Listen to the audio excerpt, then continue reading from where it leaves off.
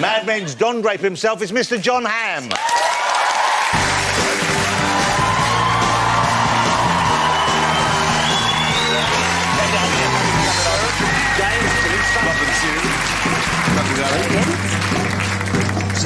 John, I'm very excited you're on the show. Very excited. Thank you. I'm a Mad Men fan. It's coming to an end now. It is you indeed. Haven't finished. You haven't filmed the last episode. We have, in fact, filmed the last 7 episodes. We finished in July, and they will air in the springtime of 2015, both in the US and the UK. And it's been difficult to sort of sit on the knowledge. It's always difficult to sit on knowledge, although sometimes it can be pleasant. But it's been hard to kind of not talk about how it ends, because you don't want to ruin it for anybody. Yeah. Here's exciting news. This is why John's over here at the moment. He's made a television show for Channel 4, part of a series which I adore, and I hope you've been watching as well, Black Mirror. The kind of science fiction series that's been going out, and this is a special, a Christmas special. Indeed. Now, this isn't the sort of show you would think of as being a Christmassy kind of show, is it, Black Mirror? It's not so much a wholesome holiday tale, but you know, there is a bit of a tradition of sort of spooky, disturbing stories that goes all the way back to Dickens, I guess, as they relate to Christmas. And this is no exception to that. It dovetails quite nicely with that. Disturbing, dystopian, possible future. It's on this Tuesday, coming up 9 p.m, Channel 4. Have a look at this, Black Mirror. It's very clever. It's very clever. And it's scary as well. And so that kind of doesn't give too much away, because that's only part of what's going on, really. Yes, that's sort of my story that I'm telling Rafe of how I have arrived in this remote outpost that we're both sort of stuck in for the duration of the series. Yeah. It's a really, I mean, you know, if you like science fiction, if you like that kind of thing, you've got to watch this on Tuesday. How long did it take you to get where you are today? And were there times you thought, this is not going to happen, I'm going back to that? Well, I gave myself like a 5-year window. I came out there when I was 25 years old, and I figured if I haven't at least become independent, away from bartending and waiting tables and sort of part-time jobs, at least by the time I'm 30, then I think we'll figure that the market has spoken and it's time to pull up the stakes and turn my 1986 Toyota Corolla eastward and head back. What was the worst job you had in that period? What was the worst job to make ends meet that you had? Oh, there's so many. I was a set dresser. I don't know if you know what that is. That's the person that, when they move the cameras on movie sets, has to make sure that the props are all back in the same place and everyone is matching so everything looks the same, which in and of itself is a lovely job, unless you're doing it for softcore porn jobs, which makes it a decidedly less fun environment, because there's way more Windex and sanitary gel involved with everything. You just really don't want to touch anything. Wow. So presumably you have to make sure any implements that are being used stay where they should be? Yeah. It was not ideal. Can you tell us one of the titles you worked on?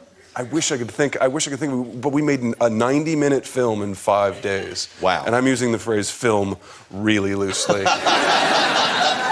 James, worst job you had before you arrived, if that's the word? James was an actor in one of those films. That was the worst job.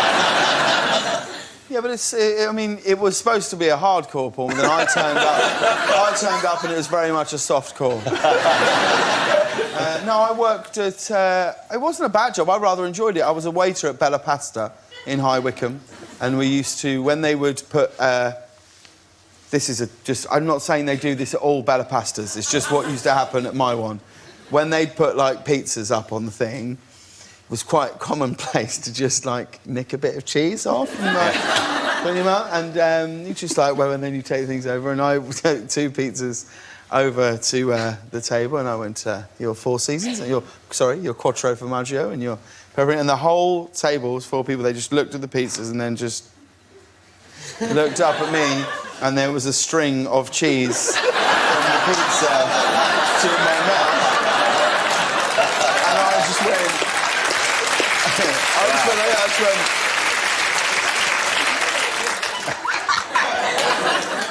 I'm going to bring you another one of these. And this one's on the house. Thanks. Wow. And then I rather enjoyed that job. I liked it. I used to do all the hen do's. Free cheese. seen it. Have you seen Keith doing this? You've seen it, John? I have seen through the keyhole. Okay. But John, you know... My version? Yes, your version. Oh, nice to meet you. Yeah. John, would you... I didn't know you knew I was. I didn't say I knew who you were. All right. There you go. Okay. I think you speak for all America. There we go. Do you find that Americans let you in the home because they don't know who you are more readily, or do you find that them knowing who you are helps? For example, John, would you now consider letting Keith into your house through the keyhole now you've met him? Oh, absolutely not. No, yeah, you could come to my house in LA. Wow. Nice to meet how you. much? Yeah. Nice to meet you. How much longer are you staying in LA for? Yeah, I don't live there anymore. Okay. So that's why. Now, you're not just doing through the keyhole.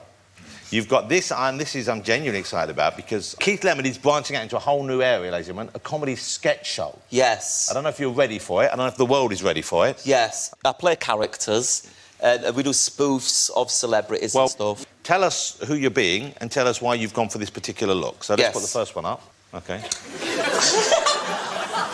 I am obviously there, Dr. Christian from Embarrassing Bodies.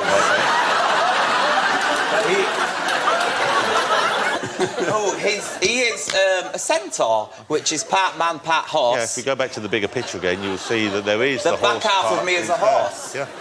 OK, so there's Dr. Christian. I like the look of that one. Here's another one. You don't know these people. There, I'm David Dickinson. And I present a programme called Dickinson's Any Old Shit. People bring any old pieces of shit to be valued, and I value them. And they can be anything from a paddling pool to some toothpaste, any piece of shit they bring in from home. Could I hear a bit of your Dickinson voice? How does he speak on your show? It's weird, because I can't... It sounds really up my arse, but I can't do it unless I'm in it. But Yeah. You're like David. I think we should take that to auction. We should take that to auction. And he has I sort of... and when someone's saying... When the other auctioneer person is going, I'll give you 12 pence for that, he goes... I'd take that to auction if I were you. That sounded a bit Catweasel, didn't it? OK. Well, now I've seen those photographs, I'm genuinely looking forward to it more than just about anything else next year, apart from the Mad Men. Well, I haven't seen it all edited together, but what I have seen, I said to the commissioner who pays me to dress up as these people, I said, it might be the best thing I've ever done. Now that I've said that, everyone will go, eat shit. But yeah, I really enjoyed it. I'm excited. It's out in February. And now... and Keyhole is on Boxmas Day. Boxing Day. Boxing Day. Boxmas Days don't exist. No. That's Christmas, and it's on Boxing Day. like John, you are, I know, considered to be a very attractive man. Oh, thanks. Yeah, is there someone special in your life right now? I've seen a French bird called Nicole, which is French for Nicola. Oh. And,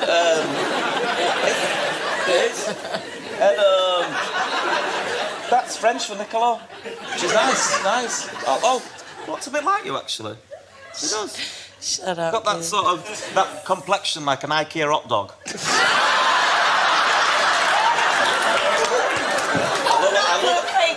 Big shout out to IKEA hot dogs. When you bite into them, don't they, the snap? I love those. It's so weird being me now. This is weird, being on this programme. I didn't think about it, but so I'm deconstructing it now. Sat here, first of all, if you've never been on a chat show, it's weird. You sit here and you go, I don't know how to sit. Yeah. You suddenly don't know how to sit, do you? Yes. Well, now that you're good. Yeah. There you go. Nice. Oh. That's a nice moment. There you go. That is the way to sit. That is the way to sit. I now feel bad. Talisa stepped out of the end. Go on, get in. Talisa, come in. There you go. Because it's Christmas. Yes. There you go, ladies and gentlemen. That's a ham sandwich right there.